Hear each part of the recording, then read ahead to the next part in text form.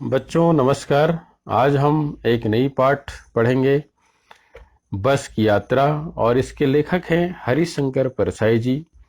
ये पाठ ली गई है कक्षा 8वीं के पाठ्य पुस्तक बसंत भाग 3 से। बच्चों, इस पाठ के माध्यम से हरिशंकर परसाई जी ने ऐसे बस मालिकों पर व्यंग किया है, कटाक्ष किया है, जो पैसा तो कमाते हैं, अपनी जेब तो भरते हैं, लेकिन जिस माध्यम से, यानी कि जिस बस से वो पैसा कमाते हैं, उस बस में कोई भी सुधार कार्य नहीं करते, जिससे लोगों को अपने जान जोखिम में डालकर यात्रा करना पड़ता है। ऐसे ही बस में लेखक को अपने 4 मित्रों के साथ यात्रा करना होता है। वो ये योजना बनाकर गए रहते हैं कि शाम को हम पन्ना से चलेंगे तो जबलपुर हम सुबह सुबह पहुंच जाएंगे। वहां पहुंचने के बाद हम काम पे जा सकते हैं। ये योजना बनाकर चलते हैं तो जब स्टेशन पर जाते हैं तो लोग जो है उन्हें सलाह देते हैं कि शाम वाली बस में यात्रा नहीं करनी चाहिए। तो चलिए आइए शुरू करते हैं। लेखक कहता है कि हम 5 मित्रों ने तय किया कि शाम 4 बजे की बस से चलें। पन्ना से इसी कंपनी की बस सतना के लिए घंटे भर बाद मिलेगी, जो जबलपुर की ट्रेन मिला देती है। वास्तव में इन्हें जबलपुर तो जाना था, लेकिन लेखक को पन्ना से सतना तक बस की यात्रा करनी थी, और इसके लिए वे शाम 4 बजे बस स्टैंड पर गए। योजना के अनुसार इनकी योजना थी कि सुबह घर पहुंच जाएंगे। हम में से 2 को सुबह काम पर हाजिर होना था, उपस्थित होना था, इसलिए वापसी का यही रास्ता अपनाना जरूरी था।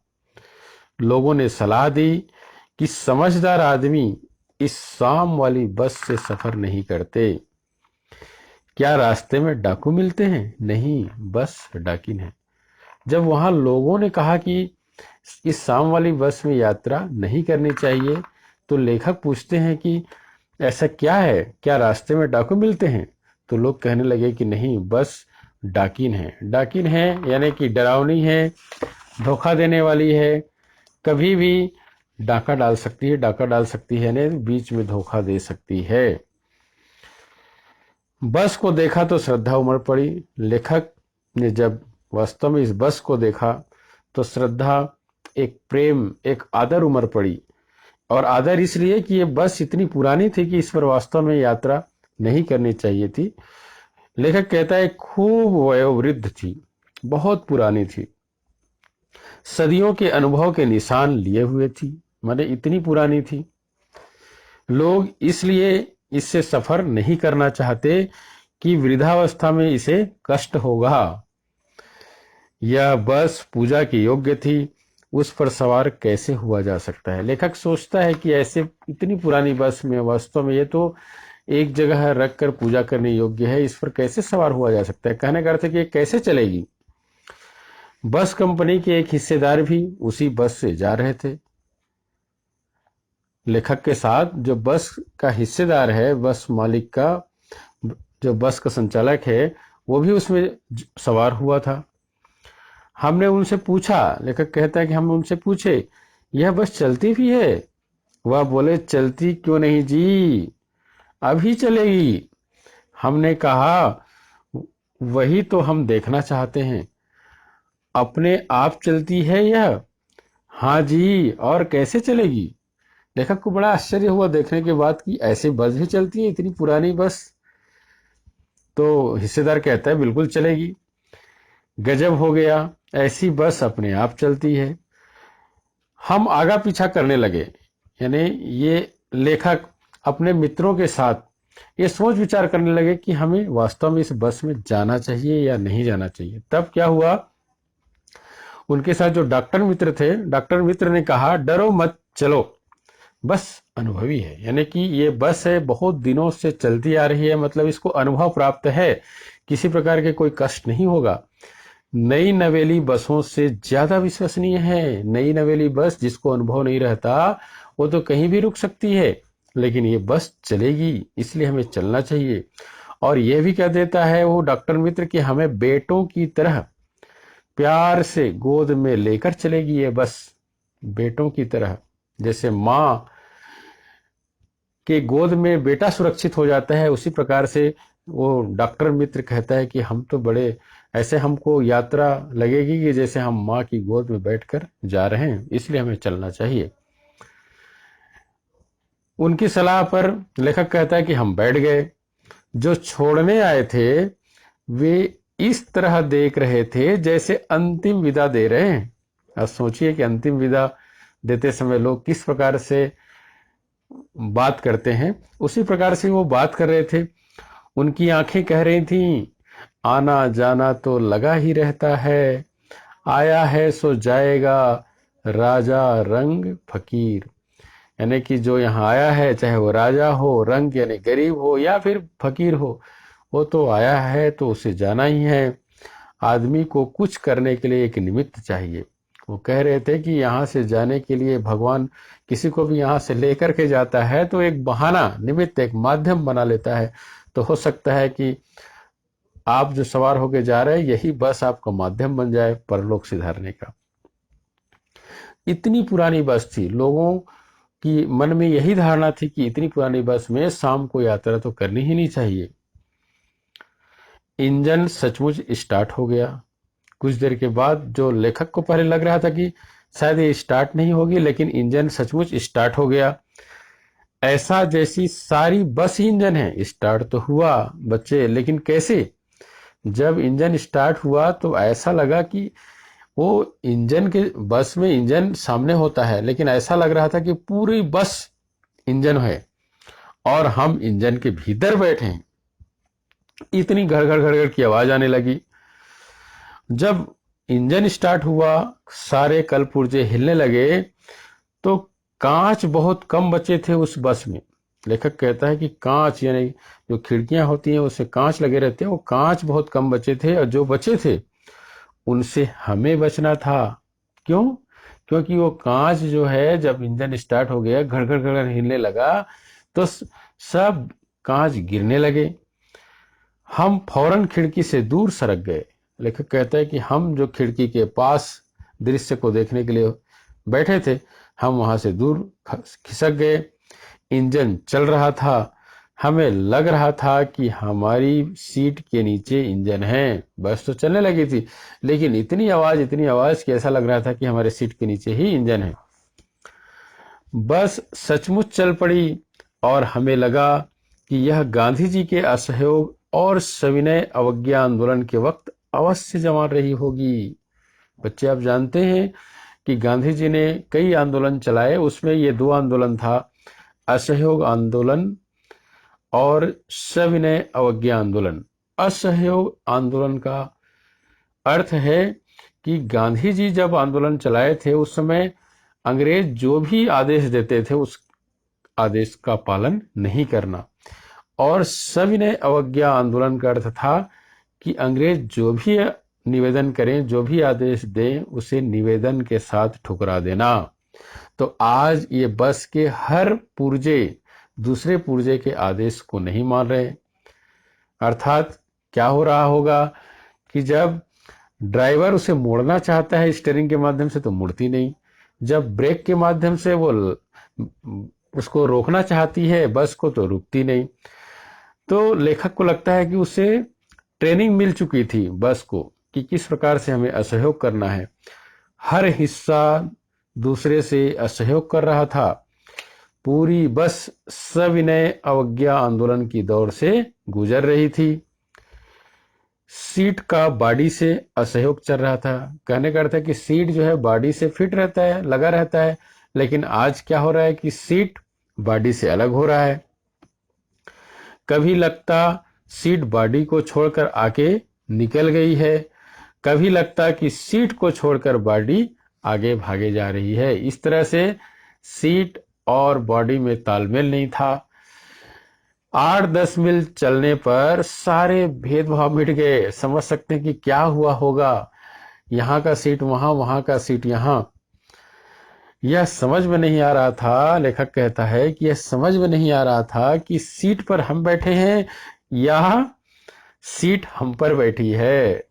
अब आप कल्पना कर सकते हैं कि किस प्रकार से वहां पर जो बस के अंदर सवार थे लेखक और उनके मित्र, उन पर कैसे क्या बीतती रही होगी। तो बस इस प्रकार से चल रही थी, सारे भेद मिट गए थे, सीट इधर से उधर उछल रहे थे, कांच गिर रही थी। तब आगे क्या हुआ कि एकाएक बस रुक गई। मालूम हुआ कि पेट्रोल की टंकी में छेद हो गया है। ये तो पहले से ही अंदेशा था कि कुछ न कुछ होगा। तो ड्राइवर ने बाल्टी में पेट्रोल निकालकर उसे बगल में रखा। अब देखिए क्या हुआ कि जब टंकी में छेद हो गया तो जितना तेल भरो तो नीचे गिर जाएगी, इसलिए ड्राइवर ने बाल्टी में पेट्रोल निकाल कर रखा और नली डालकर इंजन में भेजने लगा।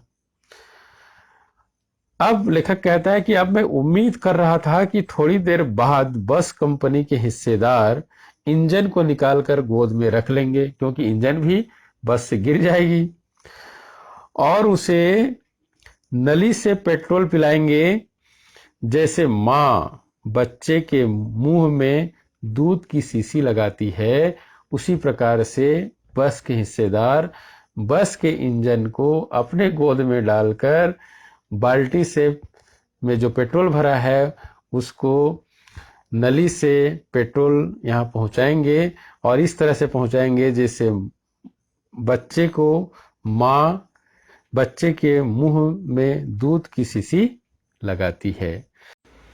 लेखक कहता है कि बस की रफ्तार अब 15-20 मील हो गई थी, यानी कुछ स्पीड से चलने लगी थी। मुझे उसके किसी हिस्से पर भरोसा नहीं था। ब्रेक फेल हो सकता है, स्टीयरिंग टूट सकता है। प्रकृति के दृश्य बहुत लुभावने थे। दोनों तरफ हरे भरे पेड़ थे जिन पर पक्षी बैठे थे। मैं हर पेड़ को अपना दुश्मन समझ रहा था। जो भी पेड़ आता डर लगता है कि इससे बस टकराएगी। वह निकल जाता तो दूसरे पेड़ का इंतजार करता। झील दिखती तो सोचता कि इसमें बस गोता लगाएगी। अर्थात लेखक कहता है कि मुझे इस बस के किसी भी पुर्जे पर भरोसा नहीं था। कभी मन तो ऐसा करता, इतना डरा हुआ था कि कहीं ब्रेक इसका फेल न हो जाए, कहीं स्टीयरिंग इसकी टूट न जाए, ड्राइवर जब बस को मोड़ना चाहे तो ना मुड़े, तब क्या होगा। इसी कारण उसे पेड़ के उस जो पेड़ लगे थे रोड के दोनों किनारे, वो पेड़ बड़े लुभावने बड़े सुंदर थे, लेकिन इन्हें डर लगता था। सामने पेड़ आता तो ऐसा लगता जैसे ये पेड़ से न टकरा जाए। वो पेड़ जब निकल जाता तो दूसरे पेड़ का डर रहता कि कहीं इससे न टकरा जाए। और सबसे बड़ी बात तो ये कि जब सामने तालाब देखते, झील देखते, तब इन्हें डर लगता कि कहीं बस इसमें ना घुस जाए। बच्चों सोच सकते हो कि किस प्रकार की वो बस थी। एकाएक फिर बस रुकी। ड्राइवर ने तरह तरह की तरकीबें यानी उपाय की, पर वह चली नहीं। सविनय अवज्ञा आंदोलन शुरू हो गया था। जैसा मैं पहले बताया, सविनय अवज्ञा आंदोलन वो स्टार्ट करना चाहता है, लेकिन कोई भी पुर्जा उसकी आज्ञा का पालन नहीं कर रहा है, स्टार्ट नहीं कर रहा है। कंपनी के हिस्सेदार कह रहे थे बस तो फर्स्ट क्लास है जी, यह तो इत्तेफाक की बात है। कह रहे थे कि बस तो बहुत अच्छी है, लेकिन ये तो इत्तेफाक संयोग की बात है कि आज बस जो है इस तरह से बिगड़ गई। क्षीण चांदनी में वृक्षों की छाया के नीचे वह बस बड़ी दयनीय लग रही थी। लगता जैसे कोई वृद्धा थक कर बैठ गई हो। हमें ग्लानि हो रही थी, शर्मिंदगी महसूस हो रही थी कि बेचारी पर लद कर हम चले आ रहे हैं। अगर इसका प्राणांत हो गया तो इस बियाबान यानी इस सुनसान में हमें इसकी अंत्येष्टि करनी पड़ेगी। लेखक कहता है जब वो बस रुक गई उस सुनसान जंगल में, कि तब वो सोचता है कि अब क्या होगा। ये बस यदि यहीं पर रुक जाती है तब स्थिति क्या होगी। और उसे ग्लानि भी महसूस होती है कि इतनी पुरानी बस में हमें यात्रा नहीं करनी चाहिए थी। हिस्सेदार साहब ने इंजन खोला और कुछ सुधारा। बस फिर आगे चली। उसकी चाल और कम हो गई थी। धीरे धीरे वृद्धा की आंखों की ज्योति जाने लगी। अर्थात वृद्धा यानी बस की जो लाइट है, अब समझिए रात का समय है और बस में लाइट नहीं जल रही है और उसको इस तरह से चलाना है। चांदनी में रास्ता टटोल कर वह रेंग रही थी। अब बस चल नहीं रही थी, अब क्या हो रही थी, रेंग रही थी और लाइट भी नहीं चल रही थी। आगे या पीछे से कोई गाड़ी आती दिखती तो वह एकदम किनारे खड़ी हो जाती और कहती, निकल जाओ बेटी, अपनी तो वह उम्र ही नहीं रही। कोई भी बस आती जाती तो वो साइड में खड़ी हो जाती, कहती कि आप निकल जाओ। अब आगे क्या हुआ देखिए कि एक पुलिया के ऊपर पहुंचे ही थे कि एक टायर फिस करके बैठ गया, यानी टायर पंचर हो गया। वह बहुत जोर से हिलकर थम गई। पुरानी बस थी, अगर स्पीड में होती तो उछलकर नाले में गिर जाती। लेखक कहता है, मैंने उस कंपनी के हिस्सेदार की तरफ पहली बार श्रद्धा भाव से देखा। वह टायरों की हालत जानते हैं। जो बस मालिक है, जो हिस्सेदार है, वो जानता है कि ये बस का टायर किस स्थिति में है। उसके बाद भी फिर भी वह जान हथेली पर लेकर, यानी जान को जोखिम में डालकर, खतरे में डालकर इसी बस से सफर कर रहे हैं। उत्सर्ग यानी कि त्याग की ऐसी भावना दुर्लभ है। लेखक कहता है कि धन्य है इस बस के हिस्सेदार को, जो सब चीज जानता है कि ये बस की हालत कैसी है, उसके बाद भी इसमें सवार होता है और कहता है कि ये बस तो बहुत अच्छी है। और ये भी कहता है कि आज तो ये संयोग की बात है कि आज इस तरह से बस खराब हो रही है, अन्यथा ये खराब होती नहीं है। सोचा, इस आदमी के साहस और बलिदान भावना का सही उपयोग नहीं हो रहा है। इसे तो किसी क्रांतिकारी आंदोलन का नेता होना चाहिए। अगर बस नाले में गिर पड़ती और हम सब मर जाते तो देवता बाहें पसारे उसका इंतजार करते, कहते वह महान आदमी आ रहा है जिसने एक टायर के लिए प्राण दे दिए, मर गया पर टायर नहीं बदला। यानी भगवान इस तरह से उसका स्वागत करते कि धन्य है इस व्यक्ति को जो मर गया लेकिन पुराने टायर के प्रति इतना प्रेम कि उस टायर को इन्होंने नहीं बदला। फिर बस का हिस्सेदार क्या करता है कि इतने होने के बाद भी उसमें नया टायर नहीं लगाता, वो दूसरा घिसा टायर लगाकर फिर बस चली।